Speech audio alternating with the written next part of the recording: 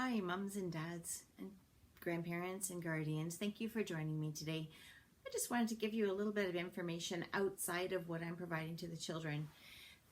There's a couple of reasons for this. One of them is navigating into the D2L for more resources. And the other is that there are some places I'm going to recommend that you check out as parents that your kids might enjoy or benefit from, but I'm not able to put them directly into your kids' assignments. I'm limited to and happy to stay within the safety of the board approved websites. So the first thing I would like to do is show you how to get into something called PebbleGo. PebbleGo is a safe board approved link within our library resources. I'm going to show you right on my computer screen here. If you can see at least most of what I'm doing there, that might be helpful to you. So first you're going to go into the virtual learning environment, the Desire to Learn, D2L, VLE. It's got a few different names lately. Maybe I'm using the old one. Once you get in there, you're going to see my course that you're familiar with, and if you have other children, their courses. And then you're going to scroll down.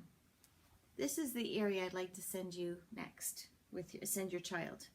So this burgundy box here called Library Resources is full of great things. So come on into Library Resources with me. I know that our librarians have posted into the Library Commons. I don't know entirely what they've posted, but I'm going to ask you to learn how to get to this site. This is the Overdrive. This is our digital library that I sent instructions to your children to ask your help to log them into. Once they're logged in, they can borrow books on here digitally. Some of them are read aloud. There are movies. I think the books are stay active in your child's browser for 2 weeks, and movies are a much shorter time. But there's a way to get on a waiting list for a book that your children really want, and there's read alouds. So those books that your children might want to have read to them, where they have little blocks that follow along and help them to read. I recommend you access the Overdrive for digital books. This one, this PebbleGo, that's where I would really like you to go with your children. I'm going to be sending them there, so I'd like you to help them access it. When you click on PebbleGo, you're going to see that it's very child friendly, and it's a resource much like an encyclopedia where you can look up anything that you want to know about things that are posted on the website. So for example, if we wanted to go into, if your child is really interested in dinosaurs, social sciences, lots on here about celebrations in different countries, and that's all grade 2 curriculum and grade 1 curriculum, and animals or living things. So if we go into animals, for example, couple of neat features. The animals are divided by their group. So in our curriculum, we're looking at 6 specific groups of animals, but in PebbleGo, there are more. So for example, if they want to learn about invertebrates, or if they want to learn about, again, there's dinosaurs again, specific animals that we're not covering, like pets and farm animals, then they can do that. So once they click onto the category that they want, let's go to, let's go into reptiles. Each page, there, when you see them come up, you're going to see that there are many cards stacked up. So within these are still categories. So let's go into lizards. We can learn about all of these different types of lizards. Let's see, how about iguanas today? And once I get to this page, I've reached the lesson. I've reached the extent of what I'm trying to learn. So within the lesson, we have body paragraph, habitat, food, life cycle, fun facts, read more, where there's books, and what's great about this is they even have a read to you function. And if you click this, it'll read aloud to you and highlight as you go. So if your child isn't ready for the technical language, the read aloud is a really great help, even if it just confirms that what they're reading is accurate. So I strongly recommend that. When you get to the bottom of the lesson page, there's extra articles, there's activities if you want printable pages, there's video, which the kids always love. It shows the animal in its natural habitat, and it might just be 20 seconds or 30 seconds to show the animal behaving as it normally would, and the range of location for those animals on the planet. So the information is broad, and I really recommend that you allow your child to explore in this. I will be assigning some readings in here, but I can't begin to cover all of this, and it's right on our board webpage. PebbleGo is also recently updated to this little icon but beside the search bar, which is a spinner. And if you spin the spinner, you'll get any article within the category, which is kind of cool. If your kids don't know, they can play a spinner game, and whatever comes up is what they read. I would hope that they read carefully and faithfully each of the tabs to learn about the animal and fulfill the lesson. I would ask that they don't just flip through to see the picture of the lizard and go back and see the picture of the bird, and that's not where the learning is. The learning is in reading these and in understanding the living things that they've been studying at school already with Mrs. Filipovic, that habitat is really important, what they eat, how they procreate, all kinds of fun facts. This is the place to go with them for PebbleGo. There are other library resources that I might draw your attention to, but I wanted to ask you to help your child come through the board homepage into library resources to get to PebbleGo and to get to the Overdrive. Aside from those, there are websites that I will not be offering your child, but I'm very comfortable asking you to check them out to see if they're suitable for your child. I won't be going outside of the board parameters because those are the instructions, and because I'm not there to supervise them, and because you just never know what's going to show up in the way of advertisements or inappropriate content that could be linked to. So I want to share some websites with you that I hope that you will peruse and consider whether or not they're appropriate for your child. Very comfortable with this list, recommending to you. These are several of these I would access in the classroom library, in the classroom computer lab while we're in the library, and I would supervise them. So I think these are good go-tos for you.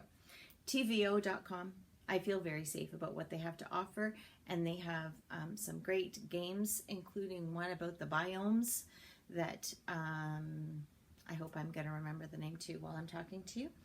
MadScience.org.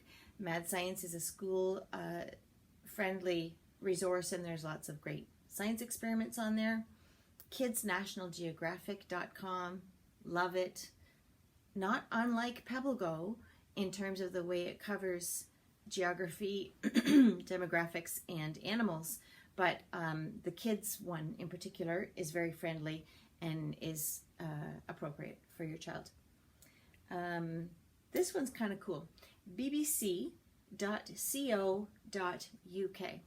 This is an English BBC preparation for learning to keyboard. So this is called Dance Mat Typing. It's free, and the kids will actually learn proper home row typing, and it's kid-friendly, animated, and progressive on their skills. I really recommend. Your kids have extra time right now, and they're sitting in front of a device probably way too much, but if you have the desire to help them learn keyboarding, which they might not pick up any other time, they will be searching like this on the keyboard for most of their school lives unless they learn to keyboard, and that is not actively covered in the curriculum in the years to come, and I think is a needed skill. So please do access bbc.co.uk Dance Mat Typing. I'm going to skip down one. This one is called campisbetter.com. Campisbetter.com. This is from Pierce Williams Christian Center Camp, and it's now called Pierce Williams Camp and Retreat Facility. And Pierce Williams is very strong on values, and these camp counselors, of whom my daughter is one, get a lot of training and bring the right message and the right values that I would suggest that you explore for your child. They have every single day 2 different activities that you can cue into. I think they're at specific times, but it's like a virtual day camp happening, and I would just feel very comfortable recommending campisbetter.com. This one is kind of new to me, abcmouse.com. It's a classroom environment, virtual classroom environment that is animated, that is filled with skill-based games and learning, and I think I like what I see. There is a fee, and I don't know if there's a family rate or if it's just a monthly rate. It might be something you want to explore on your own. I'm not very experienced with this at all, but in my first glance, I think it looks like it's worthwhile if you've exhausted a lot of options and you need something new. There are other websites that I'm going to suggest to you to look at. These have not been vetted, and I will caution you that they just might have some value for your child because of games and learning activities. Funbrain.com, abcya.com I used to use in the classroom all the time. They've evolved into something that requires a subscription, and they have a limited variety of games available each week for free. And but there are ads that pop up all around, and sometimes the children will click on the car dealership ad and wonder why they're not in their game anymore. So they've changed a little bit, still worthwhile. Lots of activities that your child might enjoy that include math and literacy games, as well as theme things and art things. Not sure that ABC Mouse isn't a better alternative now, but this one I was very familiar with for years, and I did enjoy that one. Mathplayground.com, that looks pretty good to me at first glance, and if you click on it, you are taken to Adaptive Minds. And this one is new to me. Definitely peruse it and use your discretion whether you think that you want to come back to that with your child. And coolmathgames.com, similarly, has been used in the classroom in the past and might still have some great value. I haven't used it recently enough to be certain that its platform is appropriate for your child, so please check it out. And of course, Pinterest is loaded with homeschooling type of ideas that might support you. None of these will I be recommending directly to your child, just if you want to explore them and use your absolute discretion to help them find something new and different. We will be moving on in my virtual classroom to numeracy skills, which I thought we were going to get to last week. A couple of technical slowdowns, and faith and literacy at all times. That's what we're focusing on. We don't want kids to lose their skills, and we want to keep them busy and learning, and there's just no substitute for being in the classroom, but at least through some form of video I can connect with them a little bit. So I hope you're well and healthy. Please email me anything that you would like to submit for me to see that your child is doing extra. I'm happy to receive those by email. And if there are images of our numeracy skills, for example, that I give as assignment, if you could possibly just take a picture of those and send them to me, or you can navigate your way through submitting them to me on the D2L, you're welcome to do that as well. This is not meant to be heavy work, and it is not meant to be difficult for parents. So please let me know if I can support you in any way, and let's just keep your kids happy and healthy and keep their minds active and learning. I hope you had a very blessed Easter, and I look forward to catching up with you again soon. Bye for now.